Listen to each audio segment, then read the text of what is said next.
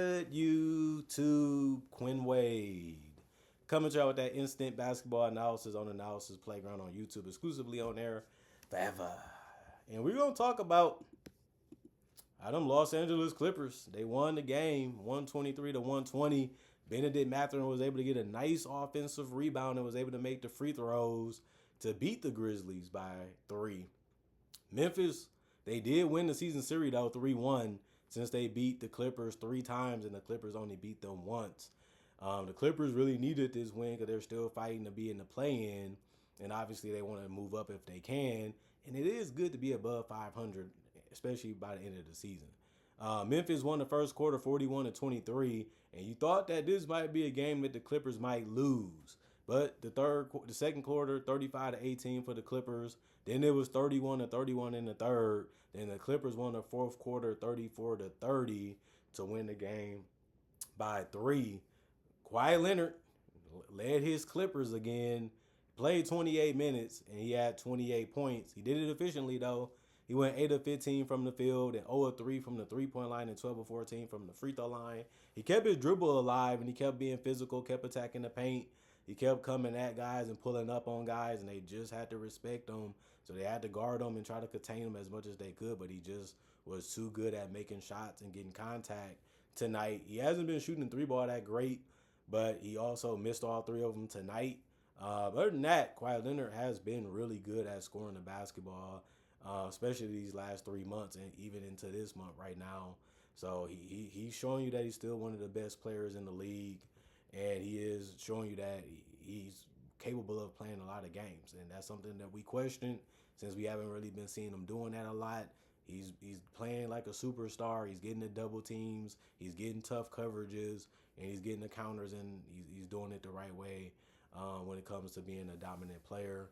He did have 5 rebounds, 2 assists, no turnovers, and 2 steals. It seemed like every game he getting 2 steals or more. He had 1 offensive board, no personal foul, was a plus 12 and plus minus. Derrick Jones Jr. really did a good job finishing in this game. He had shot 7 of 8 from the field, missed a layup, and got it. Ended up getting an offensive rebound and scored anyway. But that was it. He did go 2 of 2 from the free throw line. He had 4 boards, 1 assist, 1 steal, 3 offensive boards, and 3 personal fouls. And he was a plus 15 and plus minus.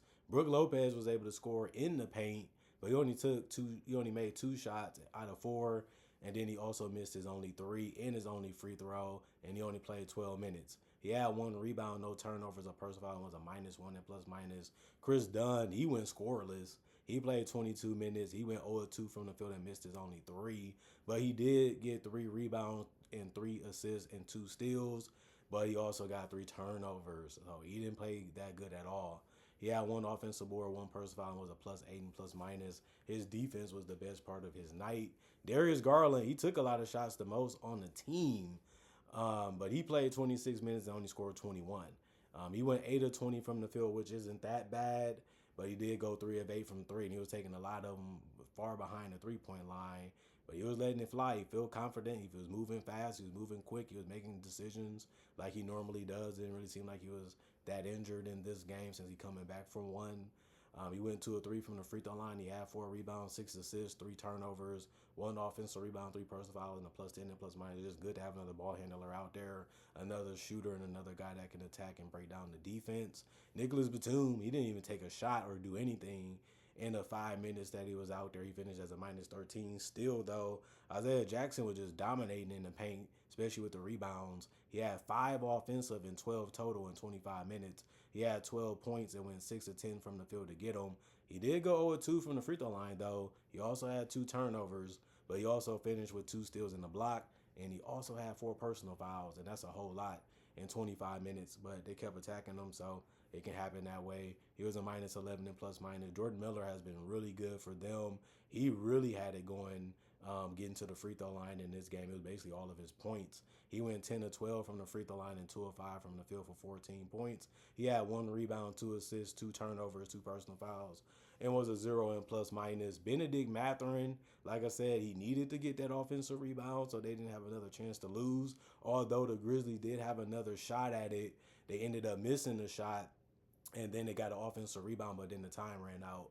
but he still needed to make his free throws and get that rebound to have him up. Because even if they make that three, it'll go into overtime, and they'll still have a chance to win it instead of losing it. But he went 6 of 15 from the field, 0 of 3 from the 3-point line. He went 9 of 9 from the free throw line. I'm always gonna say he has good games because he's just so good at getting to the free throw line. I can see if he missed a lot of shots and then missed his threes, but he missed a lot of shots, missed his threes, but he also got to the free throw line a lot in this game and still had 10 rebounds. And if you're going to use Brook Lopez, he's not a great rebounder, so you need other guys that can do it, and Benedict did a great job at that tonight, and he has been doing it throughout his career, even though he's a wing.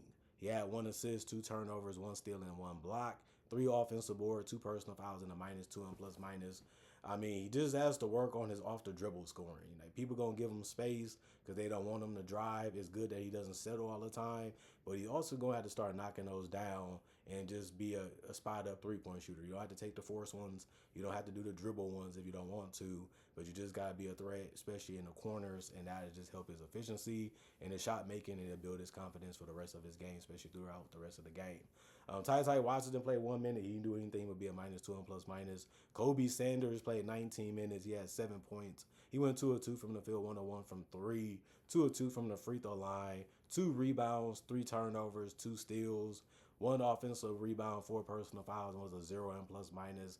Cam Christie, 2 minutes. He missed his only shot. He did get 2 boards, and that was it. 1 of them was offensive. He had no personal fouls and was a -1 and plus minus. And then the Grizzlies, they was winning this game, and it looked like they was going to be able to get it done because they was up by basically 20. And then they just slowly fell apart each and every quarter. And even when they started to be more competitive and they started to go back at the Clippers, it still wasn't enough to help them win the game. Oliver, 22 minutes. He went 4 or 5 from the field, 3 or 4 from 3. You know, he got good looks. He was able to put them down. You have to like that. 2 rebounds, 2 assists, 1 turnover, and a block. 1 offensive rebound, 3 personal fouls, and a -7 and plus minus. G.G. Jackson, 22 minutes, 14 points, 6 of 12 from the field, 1 of 4 from 3, 1 of 2 from the free throw line. He had 7 rebounds. He had 1 assist, 2 turnovers, still in the block, 2 offensive rebounds, 1 personal foul, and a -7 and plus minus. The scoring is really good from him. G.G. Jackson has been really good putting the ball in the basket, rebounding, and being as good as a defender as he can be at his position, especially as a help defender. So I got to give a lot of love to G.G. Jackson. He can play. Jalen Wells didn't play as well as he needed to tonight to help them win. 26 minutes. He went 2 of 8 from 3. Get 1 more of those to fall down. It's a different game. Get 2 of them, you maybe win. 8 points, 1 rebound, 1 assist, 1 turnover. He did have 4 personal fouls. They have some guys that's athletic and tough to stay in front of, so it makes sense why he can have trouble guarding them, and he wasn't the only guy.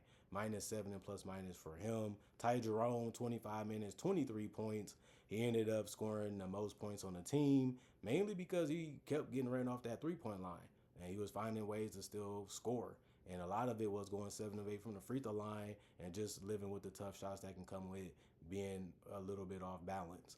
Other than that, 2 of 5 from 3 ain't bad. 2 rebounds. He had 7 assists, showing that he can make passes and plays for his teammates. He also had 1 turnover and 3 steals, 1 offensive board, 5 personal fouls, and was a -6 and plus minus. Scottie Pippen Jr., 23 minutes, 11 points. He went 4 of 7 from the field, 1 of 3 from the 3-point line, 2 of 3 from the free throw line, 3 rebounds, 3 assists, 2 turnovers and a steal, 1 offensive board, 4 personal fouls, and a +2 and plus minus. He gave you double figures. He gave you solid defense. He was able to be efficient in the game and also make a little bit of plays. That's what he does, and that's why they give him the starting spot as they guard. And then Taylor Hendricks, he had an abnormal game. He played 26 minutes, most off the bench. He had 18 points. He was scoring in the paint, using that athleticism and that length, and then he also made his threes. So 7 of 8 from the field, 3 of 3 from 3, 1 off from the free throw line. He's been putting in that work, I guess. Because this is a game that he really had to step up for them to have a chance to win it. He did, and they still came up a little short. 4 rebounds, 2 assists, 1 turnover, 2 steals, 2 blocks. Got it done on both ends of the court. 3 offensive boards, 3 personal fouls. It was a +5 and plus minus. Cedric Howard, 22 minutes, 15 points, 5 of 13 from the field, 2 of 8 from 3, 3 of 4 from the free throw line, 7 boards. That was the most off the bench. He had 3 turnovers and a block, 2 personal fouls, and was a +4 and plus minus. He was able to get to the basket and score. That helped him get to the free throw line too. And then he still made a couple threes. You need him to make more, though, in the future. But they ain't really trying to win games anyway. Now is a little too late. Even if they want to be competitive as they can, he would just have to knock down more shots from three. And he was also would have to just finish a little bit better. Cam Spencer, 16 minutes, 12 points. He went 4 of 6 from the field, 2 of 4 from three, 2 of 2 from the free throw line. I like his scoring. You know, he's really smart. He takes the good looks and doesn't try to force or rush anything.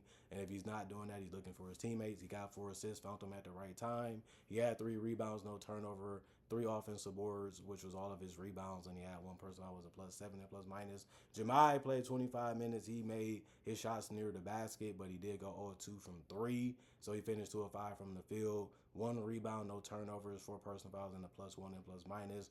Javon Small, you know he wants to shoot the 3. He shot it. He missed it. He only took 1, though, and went 2 of 2 from the free throw line, so he scored 2 points in 15 minutes. He still did run the offense a little bit when he was out there. He had 3 assists. You have to like that. 2 rebounds. He also had 1 steal, 1 block, 1 personal foul, was a -14 in +-. And then Walter Clayton Jr., 18 minutes, 2 points. He went 1 of 5 from the field. Too many misses in this one, but he also misses only 3. He still can play make and still get to the rim. Tried to do that, but it didn't really work as well. He did also fumble the ball a lot too with his decision making and his handles and his what he was trying to do to get to the shots he wanted or the possession that he wanted it to be. But he had 4 turnovers, and that's why I say all that. He had 2 rebounds and a personal foul, was a +7 and +-. The Grizzlies, 87 field goals, 48% from the field. 82 for the Clippers, 50% from the field. 17 3-pointers for the Clippers, 24%. 43 3-pointers for the Grizzlies, 37%. 24 free throws, 83%. 45 taken by the Clippers, they shot 82%. And that is a lot more free throws. They didn't even have to work that hard to score because the free throw lines is the easiest shots you can get. And they was there a lot. The Grizzlies, 34 rebounds, 44 for the Clippers. That's a 10 rebound difference. 29 assists, though, for the Grizzlies. Only 15 for the Clippers. 15 turnovers for both teams. 8 steals for the Grizzlies, 10 for the Clippers. And then 6 blocks for the Grizzlies, 2 for the Clippers. And then 11 offensive rebounds for the Grizzlies, 16 for the Clippers. 23 defensive rebounds for the Grizzlies, 28 for the Clippers. 29 personal fouls, which is way too many for the Grizzlies. Only 20 for the Clippers, which is a lot too. But at the end of the day, the Clippers stayed steady. They kept giving themselves a chance. They kept defending. They kept attacking. They kept finding ways to use that in-between game to its full advantage because they have good wings and good length and good athleticism at that position. And they say, you know what, we don't need threes in this game. We don't really need threes to be able to win this game. Even though the Grizzlies was using that to stay ahead and get a lead, they just couldn't keep it up enough. And then they still gave them opportunities with the free throws over and over again. And then the Clippers did out-rebound them too. That gave them a slight advantage to be able to beat them in a close game. It can happen. Like I said, those little small things can cost you to win or lose. The Grizzlies played a really tough game, a really hard game, gave the Clippers all that they can handle, but they still was able to leave with the win. And it can just be that way against any team, especially in the NBA. But the Clippers are one of the better ones, and they found a way to get it done. Their record don't look like they're that great. Their record don't look that amazing right now, but they've been playing some really good basketball the last couple months, and we'll see if they can keep it going this month into next month to see if they can be a playoff team or just be a playing team and show that we didn't quit on our season. We did all we can do to give ourselves a chance to make the playoffs and try to win something, which is get in. You never know what happens. But other than that, we'll see what happens as the season continues for both teams. Comment, like, subscribe, share. Hit the notification bell to get that analysis when it first come out. Y'all stay blessed up. Y'all stay good. Peace. And I'll see y'all later today, hopefully with more analysis.